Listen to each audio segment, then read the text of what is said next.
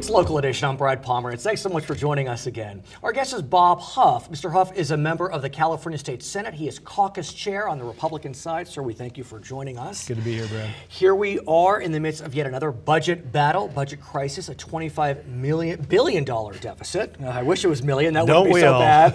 I want to talk about some of the strategies and approaches being discussed. The governor has said that based upon his campaign promise to increase taxes or extend taxes, he has to go to the voters.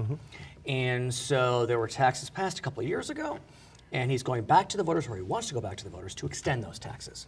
But he needs to get approval from the legislature to get it on the ballot. What do you think?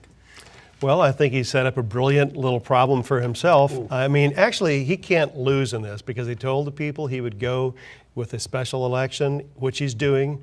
He's set the backdrop. He's actually presented a balanced budget, quote unquote, that has an $11 billion hole in it that can only be filled by these taxes. Right. But if the people choose not to extend it, then he's got the mandate he needs to No do doubt. what he has to do. But that being said, he does need to get it on the ballot. Correct. And it's hard to know if he needs 50% plus 1 or 2/3 to get it on the ballot. But for argument's sake, let's say he needs 2/3. That means he needs 2 Republicans in the Senate, 2 Republicans in the Assembly. Are you one of those 2? Well, actually, by the timeline he has set up, he needs 3 because we have we haven't filled Jenny Orpeza's seat. So, and no, I'm not. Right, and so that becomes the challenge. Because I understand that Republican members would not vote for that initiative. It's in line with Republican philosophy. But what about at least presenting it to the voters? Well, you know, how many times do we have to go down this road? It's like the legislature is tone deaf. They don't hear what they don't want to hear. The voters said 2 years ago when we raised the taxes, when the legislature raised the taxes, and then put it on the ballot for 2-year extensions, they said no. In fact, they said heck no, like a 2-to-1 ratio. But could one argue, sir, that it was 2 years ago? Times are different. Okay, take a look at November, though, just this last November. No to car tax for parks. Right. They said no to stealing local government funds. You know, they nailed that, exactly, nailed that shut. They said yes to majority vote budget because you guys seem to be dysfunctional, can't play in the sandbox, but it's going to cost you a 2/3 vote to get the fees done. Exactly. This is not an electorate ready for these taxes. It's interesting. The voters seem to get it right based upon what appears to be their philosophy. You mentioned Prop 22, and that was the issue of raiding local coffers to help balance the budget. Right. And it was really focused on redevelopment dollars because that's what the Schwarzenegger administration did.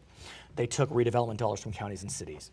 Now Governor Brown is saying, well, why don't we close redevelopment agencies to help balance the budget? Right. He says it would save about $2 billion, maybe a little less. What do you make of that proposal?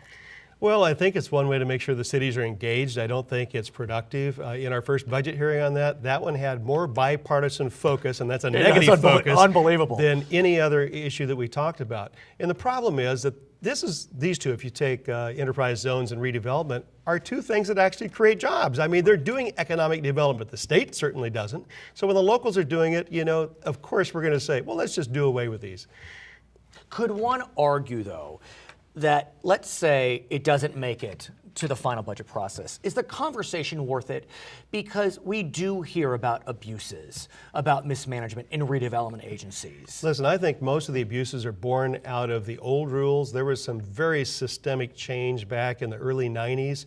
And because the project areas are a long time, that folded in some of these. And so as it's playing out, it's very difficult to create project areas. I think it's actually working the way it's supposed to, and that the abuses are really history or playing out some of the stuff in place before. In our final moments, how's the mood? New governor, how's it going? The governor is engaged. That's refreshing. He's knowledgeable. That's a good thing. You know, how we're going to get out of this, I don't know, but I think he's positioned in a place to be a deal maker, a game changer, and that's good. Bob Huff, thanks for joining us. We appreciate it. I'm Brad Pomerance. Thank you. Back to HLN.